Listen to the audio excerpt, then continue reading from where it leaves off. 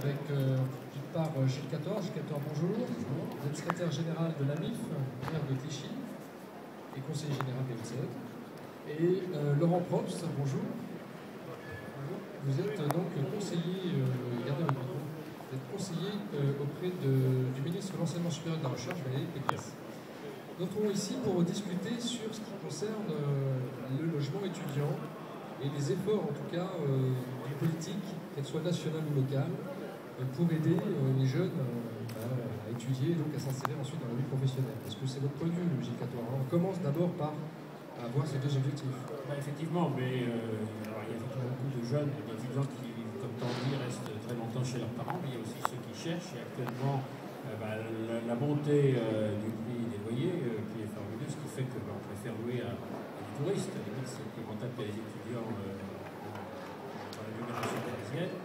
Fait qu'il y a une grande angoisse des étudiants et de leurs familles à la rentrée scolaire pour trouver des chambres. Et c'est en privé, c'est avec moi. Je suis très motivé par ça, pas simplement parce que je suis élu aujourd'hui, mais j'ai commencé ma vie étudiante à la Cité 1 Nanterre en 68, génération qui a fait mai 68. Donc j'ai connu cette situation et je sais qu'il ne faut pas oublier les jeunes d'aujourd'hui et que s'il n'y a pas une intervention de la région, du département, des collectivités, des maires, en partenariat avec l'État, on n'y arrivera pas tout seul. Donc vous êtes quelqu'un qui connaissait le cursus d'un étudiant qui a besoin... Nous avons déjà 3 résidences étudiantes privées sur la ville, donc 300 logements, 2 qui marchent très bien, une qui pose des problèmes parce qu'il faut aussi un suivi social. Mais les résidences étudiantes, je crois aussi pour une commune, c'est aussi une population qui crée un dynamisme pour le commerce, pour le sport, pour la culture. Je pense que dans une ville, c'est un plus d'avoir une population étudiante. Alors, Laurent Probst, je me tourne vers vous. Qu'est-ce qu'il en est de la politique nationale? Est-ce que vous confirmez ce que pense Gilles Cator, que les collectivités locales sont d'abord moteurs et ensuite elles ont besoin d'aide de l'État?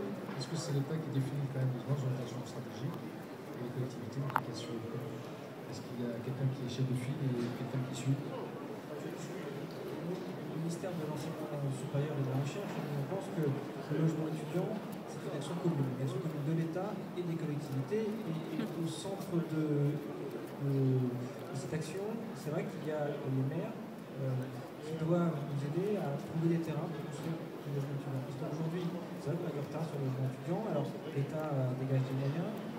Aujourd'hui, l'État a augmenté presque par 2 les moyens accordés au logement étudiant. On a 104 millions d'euros par an contre 64 millions d'euros en 2007. À ça, on a ajouté pour le relance 47 millions d'euros supplémentaires. Aujourd'hui, on arrive pour la première fois aux objectifs du rapport Rousseau avec 5000 nouvelles chambres créées et plus de 7000 chambres réhabilitées par an. Mais c'est vrai qu'on a un problème notamment en Ile-de-France pour trouver des terrains et c'est là où on a besoin des locaux et Clichy est un bon exemple d'une collectivité qui s'efforce de trouver des terrains pour construire du logement et c'est très important parce que localement, les acteurs, pour trouver ces terrains, ce sont les maires. Alors j'ai une petite question, vos chiffres sont des chiffres français ou français? Ce sont des chiffres français. Ah, donc sur l'Île-de-France, vous voyez des données? Alors, sur l'Île-de-France, nous avons cette année... Parce que ça fait beaucoup, mais réduit peut-être... Oui, alors sur l'Île-de-France, nous avons 6 nouvelles résidences avec 550 nouvelles chambres en 2010 et nous avons réhabilité 2 résidences et avec 450 nouvelles chambres. Là, je parle des chiffres du pouce. D'accord. Et deuxième question, quand vous dites qu'on a besoin des collectivités locales, ça veut dire quoi? Ça veut dire que vous voulez que les collectivités prennent l'initiative, vous appuyez dessus, sur le plan financier, comment ça se passe? On a vu, l'exemple de Clichy est un très bon exemple, un maire qui est allé trouver un terrain et qui a dit voilà, moi je vais faire un logement étudiant ici. Il est allé voir le COUS qui a dit ok, où je suis, on va vous aider à monter le projet. Après, le projet il est certifié par le COUS et par de l'État.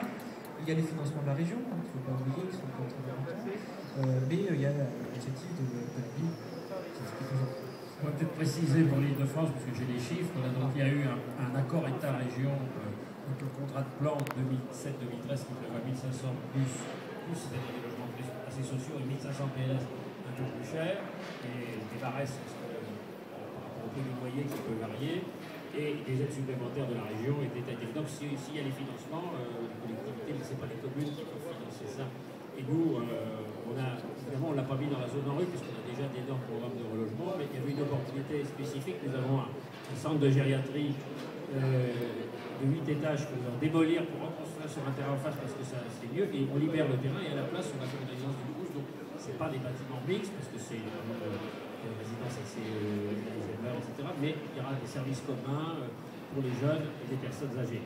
Et donc on fait appel au Crous dans ce domaine. Il y a aussi un deuxième dispositif que permet la loi Moll qui était interdit avant, c'est la sous-location. Et nous avons effectivement une sous-occupation du patrimoine HLM, le mouvement HLM qui est co-organisateur de ce séminaire avec la MIF pourrait le confirmer, d'inciter les bailleurs sociaux à faire de la colocation. On a écrit à tous les gens qui ont des 4 pièces, par exemple des 3 pièces, qui sont seuls ou sans enfants, ils peuvent sous-louer à des étudiants. Et je crois que c'est aussi un point très important pour relayer l'absence de logement dans le privé.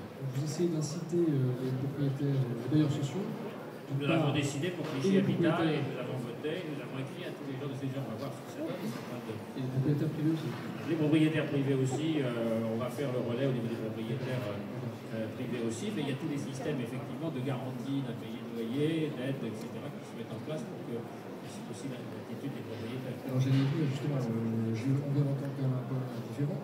Vous dites que l'encontre A, on a besoin des collectivités locales, et les collectivités locales viennent de répondre par la vote de Gilles Catoire à on ne peut pas avoir tous les financements nous-mêmes.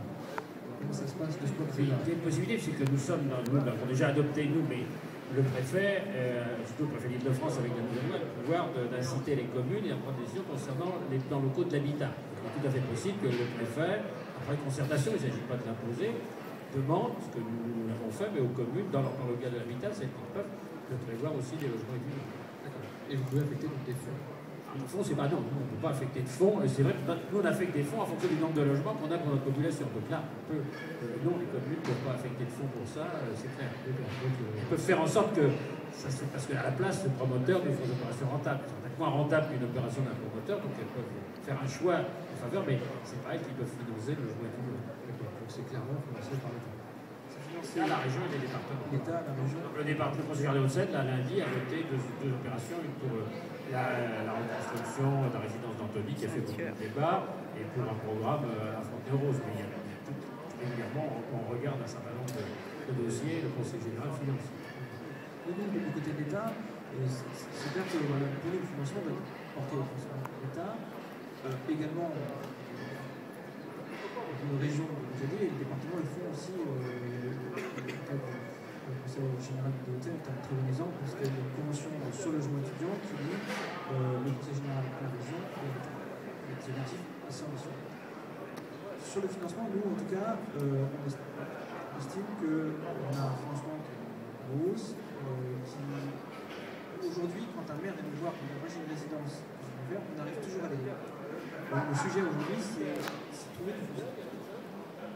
On n'arrive pas toujours à faire tout ce que des fois on a des financements, on a trouvé le financement, on ne peut pas le faire parce qu'on a refusé, parce que finalement ça ne marche pas, parce qu'on n'arrive pas à trouver le financement. Mais quand même, une fois, le rôle de la commune, c'est pas de fournir le financement, c'est de nous aider à trouver le terrain. C'est ce qui se passe à Chine. Je veux dire, un paradoxe, c'est que quand on dit qu'on va faire 150 logements étudiants, on aura moins de pression sur les demandes après que si on fait 150 logements pour des familles, sur les maternelles ou sur les privés. Par contre, au bout d'un certain nombre d'années, on commence à faire une forte demande sur les crèches. C'est bien, très bien. Merci beaucoup, messieurs. Merci Gilles Catoire, je rappelle le secrétaire général de la MIF. Merci. Mais simplement, si vous permettez de dire que, là je parle pas qu'à MIF, que je pense que si la MIF peut relayer dans le partenariat avec l'État, le département de la région, on le fait dans d'autres domaines pour être un lieu de rencontre, de conciliation et pour relayer ce message. On le voit ici aux assises de l'habitat, les assises franciliennes, donc l'État et la région et le département et bien sûr le maire de France travaillent ensemble. Merci beaucoup Laurent Pops, conseiller du ministre de l'Enseignement supérieur.